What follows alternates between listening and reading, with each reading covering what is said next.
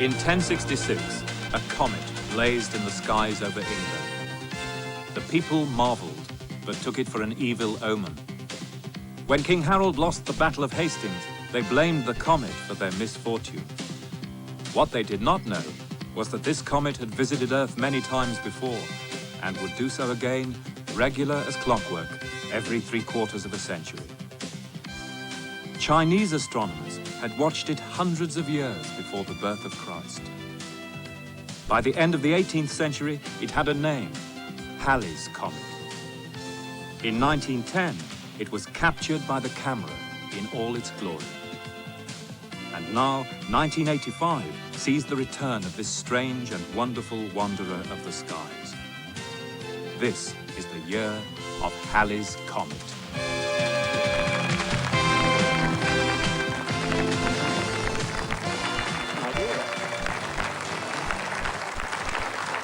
Yes, Halley's Comet is back. Earth's most famous and spectacular visitor from outer space is passing by on its way to the sun.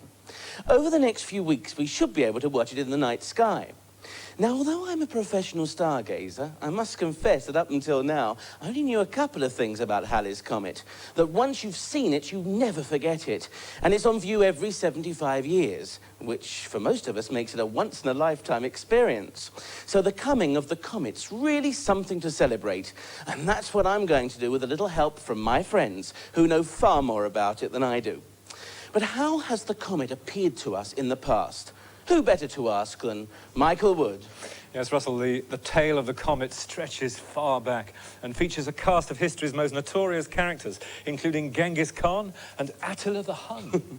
What is a comet anyway? Where does it come from? What's it made of? Astronomer Heather Couper has been pondering upon such cometary questions. Absolutely, Russell, and we hope that some of the answers may tell us where the solar system came from. Well, what happened the last time the comet appeared? Angela Gordon of The Times has been reading the newspapers of 1910. The paper summed up the atmosphere in one word: panic. Panic or not, the comet has not just inspired fear. Composers have celebrated it in music and song. In fact, all the music you'll hear in this program was written specially to celebrate Halley's Comet. So, Cantabile will sing its praises, and David Smith will treat us to the comet's ragtime repertoire.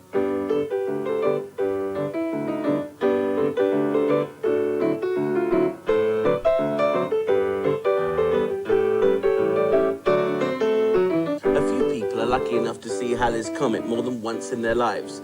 They're known as twicers, or Halley two-timers. Margaret Greeley was born at the beginning of the century, and as a little girl living in Allahabad in India, she saw the comet for the very first time. Now, Margaret, what was it like? Can you describe it to us? We slept outdoors all during the summer till the monsoon started, and I woke one night, and blazing above my head, covering the whole of the area that I could see, was that. Really? And it was that size. Oh, as big as the yes. as our well, Halley's Comet. I was a small child, and that's how it appeared to me. And the tail was like a broom on fire, with sparks coming from it. I expect they were other little stars or what. But it was a dazzling sight. People have seen moonlight, sunlight, but who has seen starlight? Wonderful. It was far brighter than any moonlight or sunlight that I have ever seen. Well, that was in India, but Bertha here, you were living in Britain, and you were quite disappointed, I understand, weren't you? Well, I'd heard so much about this Halley's Comet. I called it Harry's Comet. Harry's Comet, yes. And I was told it wasn't Harry's Comet, it was Halley's Comet. You see, and my father was very interested in this comet that was coming, and there was a lot of talk about it in our home. So my father said, well, if the sky is clear tonight, I'll take you out in the garden to see the comet. So I was taken out to the garden, and my father lifted me up, and I saw the comet, and I was so disappointed because I thought the tail was going to right across the sky, you see, and it wasn't. It was just something like that, you know, with a nice star, with lots of little bits of fluff, I thought, from the tail, you see. It wasn't a lovely long tail that I expected. So as a child, I was a bit disappointed. That's why I'm so looking forward to seeing it this month, to see if its tail has grown any longer, you see. Well, I hope it's not a disappointment to you when you see it for a second time. Love is lovely the second time around. Let's hope Halley's Comet is. Yeah. That's Margaret and Bertha from opposite sides of the world, Comet watchers, yet again this month. Thank you for coming. Oh, I'm so happy, so looking forward, though I cannot imagine that our misty skies could be the fitting background that the clear skies in the east. Well, you're both our little starlets here today. Thank you for coming. Smashing. Well, my two ladies here saw it, but 1910 was the first time the comet could be photographed. So astronomers at observatories all around the world sat up night after night, vying with each other to take the most beautiful pictures. Well, here's the comet on camera.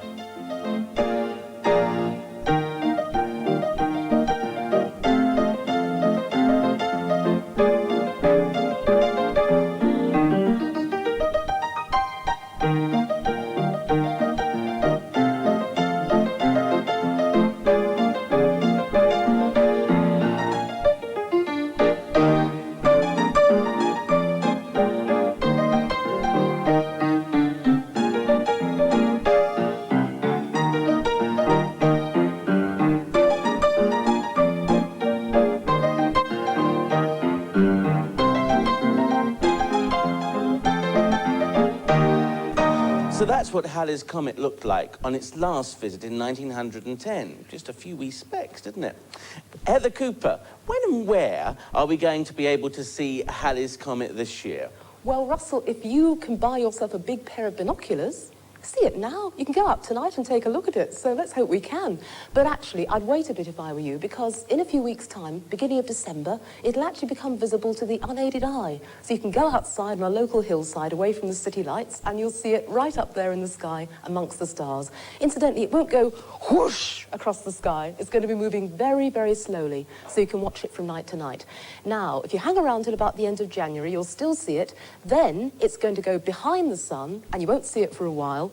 And then if you take yourself off on a southern hemisphere trip, can you afford that? On this salary? I thought so. So anyway, well, persuade them here at YTV to take you on a southern hemisphere trip, and you'll see it really well from below the equator about April time, when it's been behind the sun and it's got really warmed up. It'll look great. Okay, well, no astronomical fee here, but tell me, why does it only come around every 75 years? Good question. Now, let me try and explain this with the help of the amazing Yorkshire television graphic of the solar system. And as you see, I'm standing uncomfortably close to the sun, so I shall take a few steps back in a moment. Here we have the sun in the centre of our solar system, surrounded by the orbiting planets, and this, for example, is Mercury going around its orbit here. And as you see, the planets are very boring. They just go round and round the sun and plod very sensibly. Not so Halley's Comet, because this is the track of Halley's Comet, the great oval on the floor. And Halley's Comet's orbit takes it way out, almost to the outside of the solar system. And as you see, I'm walking in the direction of the outside of the solar system at the moment. It takes it a long time to get right out there, so it takes it 75 years to go right out and then whiz right back in again, and it's well on its way. All right. How close will it come to us? Rather than using the floor, let me use this wonderful model that's over here, and you can join me in a moment and have a close-up look. And as you see, Russell, here is the orbit of the comet going underneath the solar system this time, because it's kind of inclined at an angle, and in my hand, I actually hold the comet itself. Now, let's try and demonstrate. It's coming in from a great distance, and it's crossing the orbits of the outermost planets. And as it comes in towards us, we are the little blue planet just there. That's us on the Earth.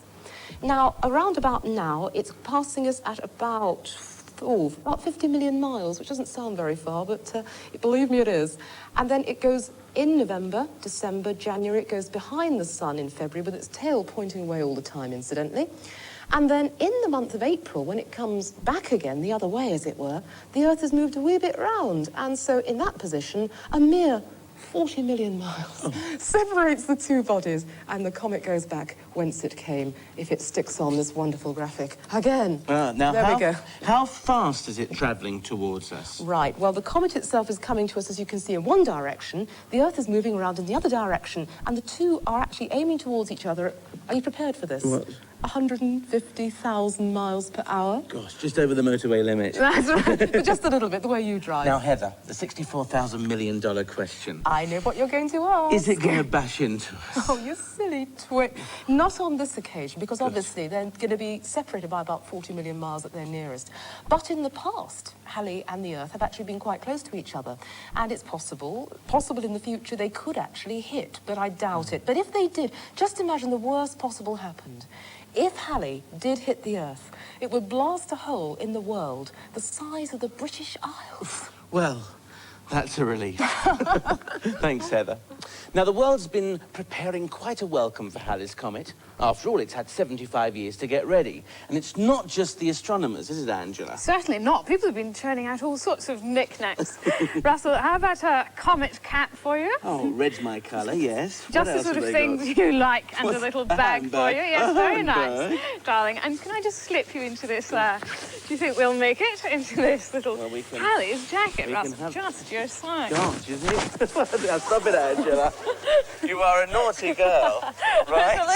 I feel like an astronaut about to go up to Halley's Comet. And what about this? What's that got to do Russell? with Halley? Ooh, very nice. Ah, now, this is more me. This I could see myself in. Yes, Halley Hive of 1985 is really big business. Yes. Gosh. In America, they've been reaching for the stars and shoppers' wallets since last Christmas. What are we going to give for next Christmas? Would you like a little tip from Santa on what next year's hot item is going to be? Halley's Comet. That's right. Halley's Comet will be showing up again for the first time since 1910, just about a year from now. So Santa is making available through an outfit called General Comet Industries such things as a Halley's Comet t-shirt, Halley's Comet jackets, in a variety of colors. And Halley goes to Hollywood in this multi-million-pound movie. Look what the scriptwriters found in the head of the comet. We have no picture. Come in, Tom. Churchill. I said we found a young girl. Girl? You mean human? Definitely humanoid. I'd say she's perfect. I've been in space for 6 months, and she looks perfect to me. Just look at these Comet commercials. And it starts this week, so what are you waiting for? Halley's Comet? Halley's Comet is nearing its closest point to Earth in 76 years. This remarkable comet, which was flashed... KFWB. And telescope sales are astronomical. More and more every day, we have people calling up asking, what kind of telescope should I get to see the comet? We've had blind people wanting to buy a telescope.